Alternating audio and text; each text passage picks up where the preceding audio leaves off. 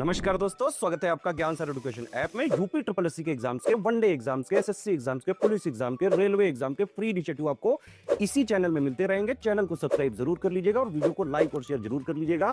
और हमारे ऐप ज्ञान सर एजुकेशन ऐप को गूगल प्ले स्टोर से आप इंस्टॉल जरूर कर लीजिएगा। इसमें सारे वनडे के एग्जाम्स के कोर्सेज आपको मिलेंगे बहुत ही कम दामों में।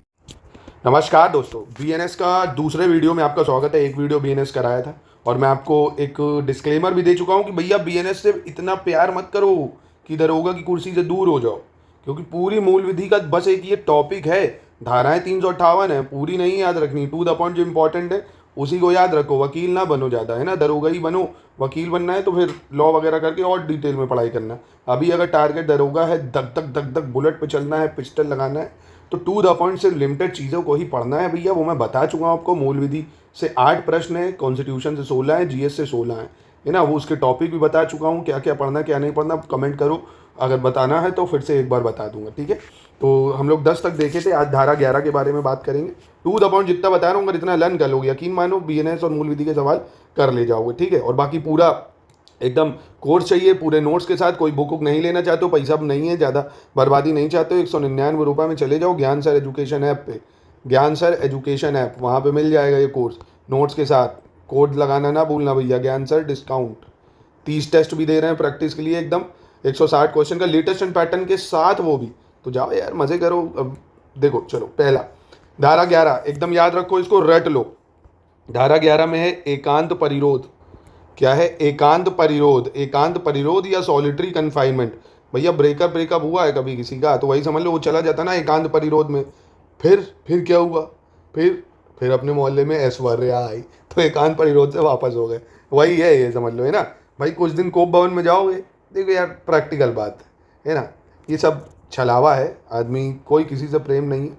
सबको आपको पता है कि दुनिया में एक दूसरे से जो झुकाव है सबका, किसी के अंदर किसी फ़ायदे से है। सिर्फ माँ बाप के प्रति जो प्रेम है वो आपका निष्पक्ष, मतलब बिना किसी भेदभाव के, बिना किसी, अब समझो क्या बोलते हैं उसको, अरे, कि बदले में कुछ मिले ना मिले, पर माँ बाप से प्रेम जो है वो असीमित है। खैर, धारा 11 में यही है, एकांत परिरोध, सॉलिटरी कन्फाइनमेंट। इसका मतलब क्या है? इसका मतलब ये है कि जब कोई बहुत ही ज़्यादा उद्दंड कार्य करता है, जैसे आपने मिर्ज़ापुर देखी होगी, वो जो शायर नहीं होता है, शायर जो कहता है बिन सर पैर की शायरी सुन रहा है ना, उसको देखते हो जब वो लाला को मार देता है, तो उसको क्या करते हैं, एक छोटे से कमरे में फिर बंद कर देते हैं। वही एक तरह से सॉलिटरी कन्फाइनमेंट है ना। और दूसरा मतलब उसको, इसकी भी अवधि भी है, मैक्सिमम 3 साल कह रहा हूँ, मैक्सिमम 3 महीने के लिए रख सकते हैं, ठीक है। तो कठोर कारावास की सज़ा अगर मिली है या कोई ऐसी हरकत कर रहा है या न्यायालय ने आदेश दिया तो ये करा जाता है। तो ये होगा, ठीक है। मैं ज़्यादा डिटेल में नहीं जाना, बस धारा 11 आपसे पूछेगा, ये ऐसे पूछेगा एकांत परिरोध किस में, तो धारा 11 में, ठीक है, याद भी रहेगा। चांदनी रात थी, दौड़ रहा था चांदी का घोड़ा कि सोने का घोड़ा, क्या कहता है, वही है ना। अब तो शायद आप लिंक कर पाओ इससे और शायद आपको याद रहे, ठीक है। धारा 11 की बात कर रहा है। फिर बात आती है धारा 12 की। तो धारा 12 में भी यही है, एकांत परिरोध यानी सॉलिटरी कन्फाइनमेंट का समय क्या होगा, अवधि क्या होगी। तो देखिए, एक बार में अगर किसी को बंद करना है ना, तो सिर्फ 14 ही दिन के लिए कर सकते हो, फिर ब्रेक दोगे, फिर बंद करोगे, ऐसे, है ना। ये नहीं कि उसको डाला हो 3 महीने के लिए सड़ा दिया उसमें, है ना। एकांत परिरोध में यही है, उसके साथ कोई नहीं रहेगा, अकेले वो कमरे में सड़ेगा भाई कहीं अलग। तो इसमें धारा मतलब 12 याद रखना, इसमें एकांत परिरोध की अवधि या समय दिया है। धारा 11 में एकांत परिरोध के बारे में दिया है, ठीक है। एक बार में मैक्सिमम 14 दिन, ठीक। अब धारा 13 की बात करते हैं।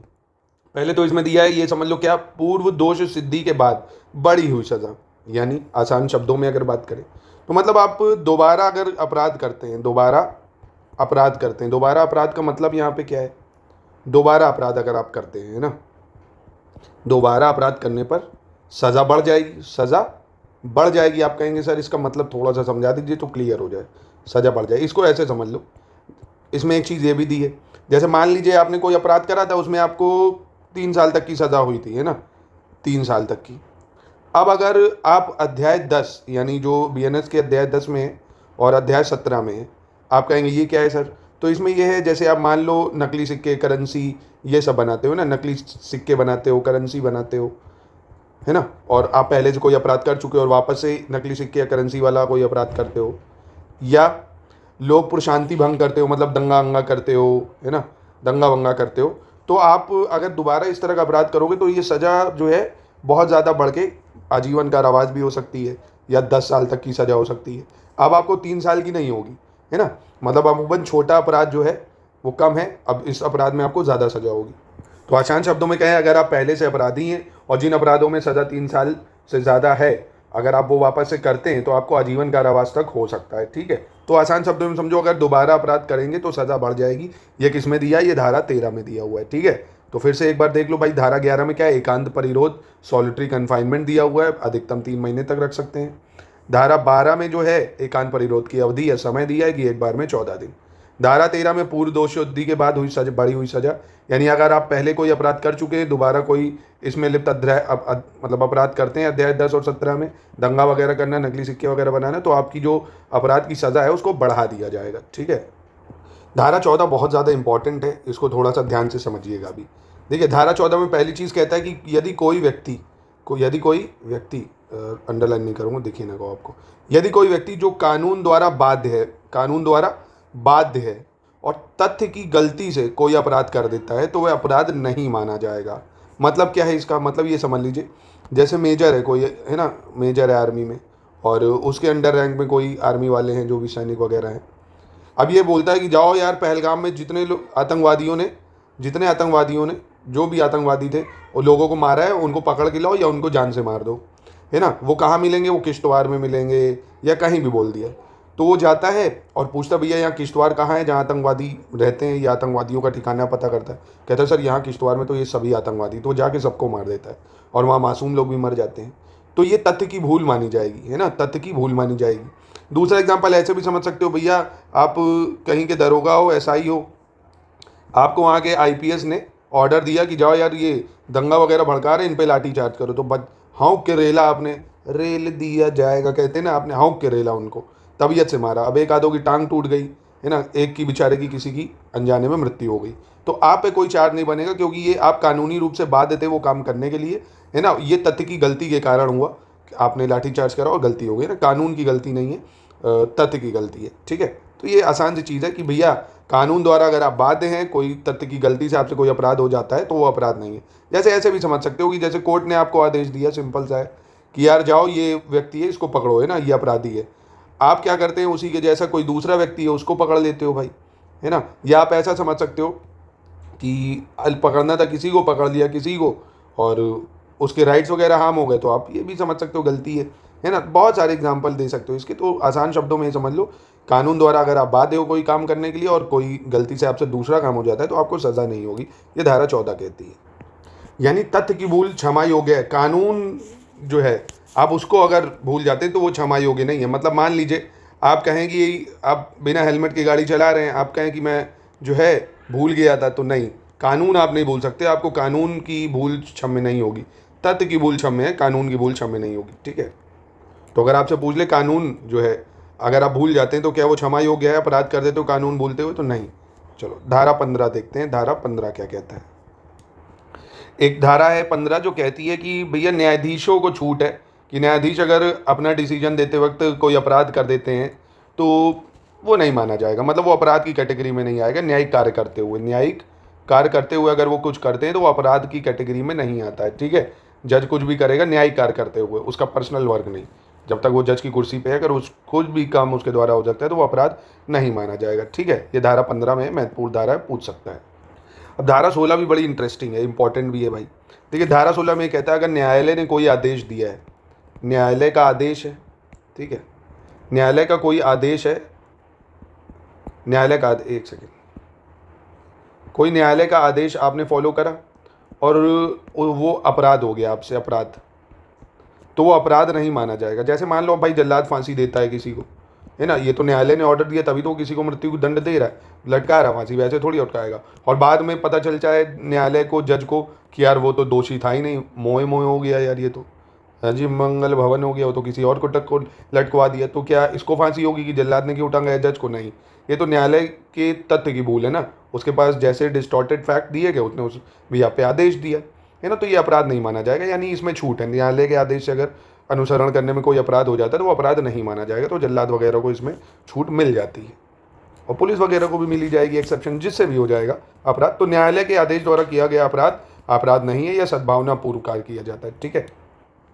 तो यहाँ पे एक बहुत अच्छा इंटरेस्टिंग धारा है, ये धारा 17 और बेहद इंपॉर्टेंट है आम नागरिकों के लिए, क्योंकि तो कोई भी आम नागरिक है ना, कोई भी आम नागरिक तथ्यों की भूल के कारण, तथ्य की भूल और विधि सम्मत कार्य करने की शक्तियों का जब प्रयोग करता है और कोई अपराध हो जाता है तो वो अपराध नहीं माना जाएगा। यानी आसान शब्दों में कहें, जैसे हम और आप हैं, हम कर रहे हैं कोई कानूनन काम, जैसे मान लो कोई सिक्योरिटी गार्ड है ना, आप सिक्योरिटी गार्ड हो एक, आप देख रहे हो यार कार पार्किंग में लगी हुई है बहुत सारी, एक आदमी आ रहा है यार, आपको लग रहा है ये कार चुराने आया है, और आप पकड़ के उसको रेल देते हो तबीयत से, है ना, हौंक देते हो वहीं पटक के, तो पता चलता है बाद में वो तो अपनी कार लेने आ रहा है। तो यार ये आप अपनी ड्यूटी कर रहे थे ना, विधि सम्मत कार्य है, आपका काम है भाई उसको रोकना, और तो आपसे तथ्य की भूल हुई और आपने ये अपराध किया, तो ये अपराध नहीं माना जाएगा ना, यानी तथ्य की भूल के कारण। दूसरा इंपॉर्टेंट पॉइंट, और आप विधि पूर्वक कार्य कर रहे हो तो वो अपराध नहीं माना जाएगा, ठीक है, इसको आपको याद रखना है। एक और एग्जाम्पल से इसको समझ सकते हो, जैसे डॉक्टर है भाई, देखो डॉक्टर वो अपना दायित्व करता है। अब आप जाते हो डॉक्टर के पास, कोई आपको ले जाता है, आप बेहोशी की स्थिति में हो, है ना, और वो समझता है कि भैया कुछ उससे तथ्यों की भूल हो जाती है कि आपको हार्ट अटैक आया या कुछ भी है, वो आपको दूसरे इंजेक्शन रेल देता है या कोई और ऑपरेशन कर देता है किसी तरह का, तो आप कुछ और नुकसान पा जाते हो, तो इस ये तथ्य की भूल के कारण क्षमा योग्य है, उसको इसमें कोई भी सज़ा नहीं होगी, है ना, ठीक है। तो मतलब यही समझ लो, आम नागरिक जब अपना कोई विधि सम्मत कार्य कर रहा होता है, लीगल वर्क कर रहा होता है और तथ्य की भूल के कारण कोई गलती हो जाती है तो अपराध नहीं माना जाएगा। इसके बाद आती है धारा 18। धारा 18 कहता है वैध कार्य करने में अगर कोई दुर्घटना हो जाए, यानी आप कोई लीगल वर्क कर रहे हैं, है ना, जो बाय लॉ ठीक है, बिल्कुल आप कर सकते हो, पर अगर कोई दुर्घटना हो जाती है, उससे कई लोगों की मृत्यु हो जाती है या अपराध हो जाता है, तो वो अपराध नहीं माना जाएगा। धारा 18 में ये कहा गया है। क्यों भाई ऐसा है? अब जैसे मान लो आप ऊबर की कार चलाते हो, ऊबर ओला जो भी है, आप कार चलाते हो, आपके पास सारे डॉक्यूमेंट हैं, लाइसेंस है, सब चीज़ फिट है, आप एडल्ट भी हो, किसी को ठोक देते हो भाई कि उसकी मृत्यु हो जाती है, तो ये अपराध की कैटेगरी में नहीं आएगा ना, क्योंकि लीगल वर्क करो। पर हाँ, ये प्रूव करना पड़ेगा भैया आप कि आप दारू पी के गाड़ी नहीं चला रहे थे, ऐसा प्रूफ है आपके पास, है ना, हर चीज़ की आपकी गलती नहीं, ये काम वकीलों का है, तो ये कोई अपराध नहीं माना जाएगा। और भी चीज़ मान लो कि भाई आप कोई लिंटर डलवा रहे हो कहीं छत पे, ठीक है, कुछ सरिया वरिया डाल रहे हो, वो सरिया धोखे से आप डाल रहे हो, पड़ रही किसी लेबर के पेट में घुस गई, मर गया बेचारा, तो ये भी अपराध नहीं माना जाएगा, है ना। दुर्घटना में मतलब अगर कुछ हो जाता कार्य तो वो अपराध नहीं माना जाएगा। जैसे डॉक्टर ही है, देखो ऑपरेशन करता है यार, है ना, और हो सकता है कुछ गलती से हो जाए तो राम राम सत्य विचारेगा, तो अपराध नहीं है। यहाँ पे भी पर बहुत सारी जो है वो मतलब एक्सेप्शन डाले गए हैं। वो पहली चीज़, कार्य जो है विधिपूर्ण साधनों से हो, मतलब लीगल चीज़ों से आप कर रहे हो और बहुत सावधानी से कर रहे हो, आपका इंटेंशन जो है दुराशय का नहीं है, किसी को हानि पहुंचाने का नहीं है, तो ये सब चीज़ें बस आपको ये याद रखना, ठीक है। वैध कार्य करने में अगर दुर्घटना हो जाती है तो आपको सज़ा नहीं होगी। इसके बाद है बेहद ही सिंपल आर्टिकल, धारा 19, आर्टिकल कह रहा हूँ सेक्शन 19, कि बड़ी दुर्घटना को बचाने के लिए छोटी दुर्घटना कर देना ये अपराध नहीं माना जाएगा। अगर आप कोई बड़ी दुर्घटना बचाना चाहते हैं तो आप छोटी दुर्घटना कर सकते हैं ना। जैसे आप बचपन में एथिक्स में सवाल पढ़ा होगा कि दो ट्रेन दो पटरी पे आ रही हैं भैया, है ना, एक ट्रेन आ रही है और यहाँ पे भैया 1000 लोग, यहाँ पे 1000 लोग हैं, यहाँ पे आपके परिवार के 2 लोग हैं, तो आप किसको बचाओगे अगर ट्रेन को आपको डाइवर्ट करना है ना, अगर इधर है तो अब 1000 लोगों को मरने से अच्छा है कि आप 2 लोगों को मारे। एथिकली तो ये कहा जाता है, अब प्रैक्टिकली कितना पॉसिबल है ये हम आप जानते ही हैं, है ना, तो खैर वो अलग चीज़ है। तो बड़ी दुर्घटना को बचाने के लिए अगर आप छोटी दुर्घटना कर देते तो वो मान्य। अब जैसे प्लेन क्रैश हो रहा था, अब उसमें देखो ना अहमदाबाद वाले में, अगर कई लोगों को बचाना था तो उसने क्या करा, किसी बिल्डिंग में रेल दिया जाके, पर वो फिर भी दुर्घटनाग्रस्त हो ही गया। तो यानी बड़ी दुर्घटना टालने के लिए छोटी दुर्घटना से अगर किसी निर्दोष व्यक्ति की भी जान जा रही है ज़्यादा लोगों को बचाने के लिए तो वो क्षमा योग्य है ना। उसमें ये नहीं कहेंगे कि वो तो निर्दोष व्यक्ति मारा गया, क्योंकि ज़्यादा लोगों को बचाना। तो ये धारा 19 में। दूसरा भी है धारा 20। धारा 20 कहता है कि अगर कोई 7 साल का बच्चा कोई भी अपराध कर देता है तो वो अपराध नहीं माना जाए, क्योंकि अभी उसके अंदर समझ ही नहीं है भाई, है ना। तो 7 साल तक के बच्चे का कोई भी अपराध नहीं माना जाएगा। इसमें पता है बड़ा वो चीज़ें चलती थी, लोग बच्चों को हायर कर लेते थे, बच्चों को समझा बुझा के बहुत कांड भी करवा देते थे। अब देखते हो घर में बेचारे 2 बच्चे खेल रहे हैं, 2 भाई पानी बाथरूम में खेल रहे हैं, अब एक भाई से गलती से दूसरे बच्चे को डुबो दिया ऐसे ही खेल खेल में, वो 5 साल का है, दूसरा बच्चा 4 साल का है, तो कोई सज़ा थोड़ी उसको मिलेगी। दोनों को अभी अच्छा में दोनों, है ना, मतलब दोनों कैपेबल ही नहीं। तो ये है 7 साल के बच्चों का कोई भी अपराध नहीं माना जाएगा। तो आज के लिए इतना ही, मिलते हैं कल। आई होप आपको मज़ा आया होगा दोस्तों पढ़ के, कमेंट बॉक्स में बताइएगा। तो ये इंपॉर्टेंट धारा ही मैं आपको कराऊंगा, सारी नहीं कराऊंगा, है ना, सारी करने का कोई मतलब भी नहीं, जो महत्वपूर्ण है वही हम लोग देखेंगे, ठीक है। तो अपना रिवीजन टारगेट बना लीजिए, दरोगा बनना है तो 8 घंटे का, कम से कम, है ना भैया, 2 से 3 घंटे मैथ पढ़िए, 2 से 3 घंटे रीजनिंग पढ़िए, 2 घंटे कम से कम पढ़िए हिंदी, 2 घंटे कम से कम पढ़िए जीएस वगैरह। तो 2-2 घंटे के 4 स्लॉट बनाओ, ज्ञान सर एजुकेशन ऐप पे जाओ, वीडियोस देखो, नोट से पढ़ाई करो और अपने टेस्ट और क्विज वगैरह जितने उनकी प्रैक्टिस करते रहो, पीवाईक्यू की प्रैक्टिस करते रहो।